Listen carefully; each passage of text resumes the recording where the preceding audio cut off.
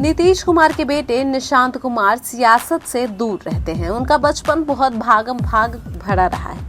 नीतीश कुमार ने जब साल 1985 का विधानसभा चुनाव जीता तो उन्हें पटना के एमएलए क्लब में रहने की जगह मिली। यह 2 कमरे का आवास था, लेकिन पर्याप्त नहीं था।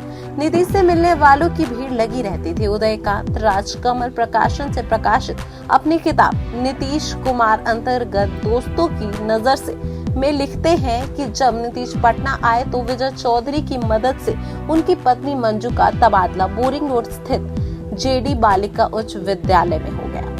बता दें, नीतीश कुमार खुद पत्नी मंजू को छोड़ने स्कूल जाया करते थे। उनकी सादगी और सौम्य व्यवहार के चलते करीब 1.5 महीने तक किसी को पता ही नहीं लगा कि वह विधायक है या मंजू किसी विधायक की पत्नी है। पटना आने के बाद नीतीश के घर हमेशा मिलने वालों का तांता लगा रहता। कई बार तो हालात ऐसे भी हो जाते थे कि नीतीश को अपने घर में बाहर से ताला लगवाना पड़ता था।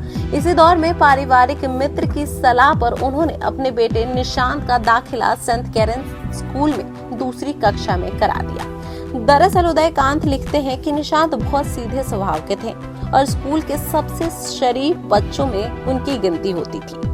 एक दिन किसी शिक्षक ने निशांत की छड़ी से पिटाई कर दी। चोट इतनी गहरी थी कि उसके माथे पर गूमर निकल आया और बुखार हो गया। नीतीश कुमार को जब अपने बेटे की पिटाई की खबर मिली तो गुस्से से आग बबूला हो गए। हालांकि उन्होंने अपने करीबी लोगों से बहुत सभ्य भाषा में इसकी चर्चा की और जब तक उनके दोस्त स्कूल से प्रिंसिपल से इसकी शिकायत करते तब तक उन्होंने निशांत का नाम ही उस स्कूल से कटवा दिया। कलेजे पर पत्थर रखकर मसूरी के गैर अंग्रेजी स्कूल मानव भारती में एडमिशन करा दिया। बकौल उदयकांत निशांत कहते हैं कि पापा के दोस्तों सरयू राय अंकल और अरविंद अंकल की सलाह पर मसूरी स्थित मानव भारती नाम के एक स्कूल में मेरा एडमिशन करा दिया गया और वहां मुझे हॉस्टल दिलाया गया। मेरे कमरे के हॉस्टल का बाथरूम बहुत दूर था और वहां जाने में मुझे डर लगता था। मेरे मम्मी पापा ने मुझे ढेर सारे खिलौने दिलवाए थे। स्कूल की एक टीचर ने मुझसे सारे खिलौने छीन लिए और अपने बेटे को गिफ्ट कर दिया।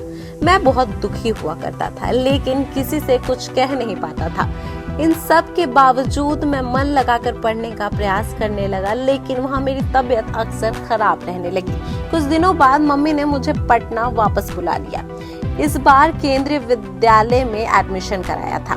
निशांत अपने बचपन को याद करते हुए कहते हैं कि एक बार को छोड़कर पिताजी ने मुझे ना तो कभी जोर से डांटा और ना कभी पीटा। घटना तब की है जब मैं स्कूल में था। उन दिनों स्कूल से जल्दी छुट्टी हो जाया करती थी। मैं जब तक घर लौटता तब तक माँ घर नहीं लौट पाती थी। कभी कभार मैं नीचे जाकर अशोक अंकल के पास भी रहता था। एक दिन माँ घर में नहीं थी और मैं स्कूल से आकर खेलने में बिजी हो गया। पापा ने कई बार होमवर्क करने को कहा पर मैंने अनसुना कर दिया और बाद में जिद करने लगा। इसके बाद उन्हें बहुत गुस्सा आया। अपने दोनों हाथों से मेरी बांह को पकड़कर मुझे उठा लिया और छत से नीचे छज्जे पर लटका दिया। मैंने अपने पापा को इतना गुस्सा करते कभी नहीं देखा था। इससे अच्छा होता कि वो मेरी पिटाई कर देते।